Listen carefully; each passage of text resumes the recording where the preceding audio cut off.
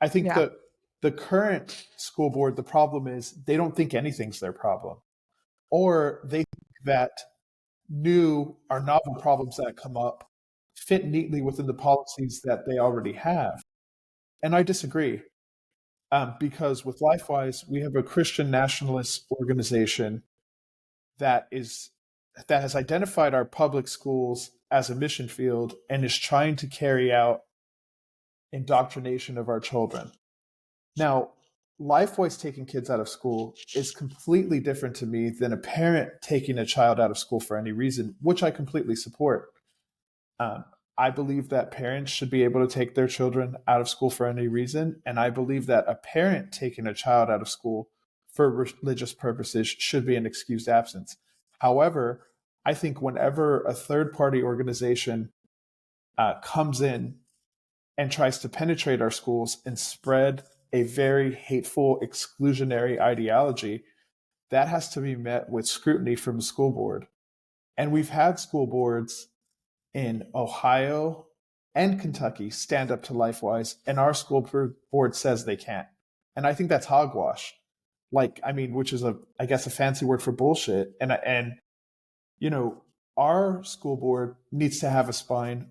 Our school board needs to protect all of our children, including our atheist children, including our agnostic children, including our Muslim children and our Jewish children, because not all of our kids are Christians, and they should not have to have this ideology introduced into their schools. I believe in secular public schools, and LifeWise believes in deconstructing our secular public schools. So that's why I think we need to meet them with the appropriate force, and that force is making policy that protects our kids.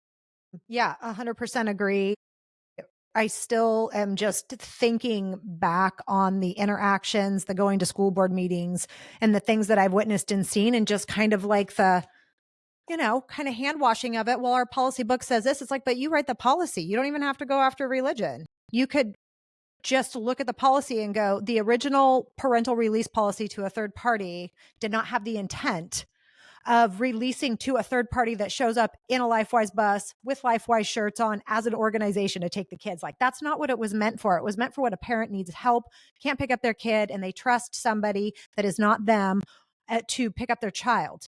And it has now been bastardized, just like the First Amendment and a lot of other things, with and used as a loophole to, the camel is in the tent, as Kathleen would like to say.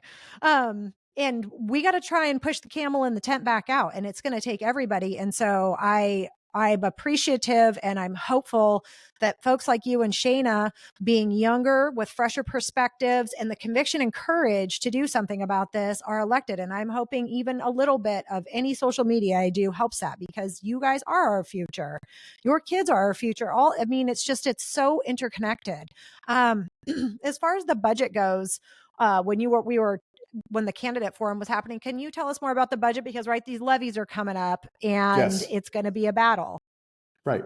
So one thing that I think was very apparent at the candidate forum that was kind of surprising to me was the fact that Shayna's opponent, who is Roman, kind of was very dismissive of like $1 million cuts to the budget. He's like, oh, $1.4 million is a drop in the bucket.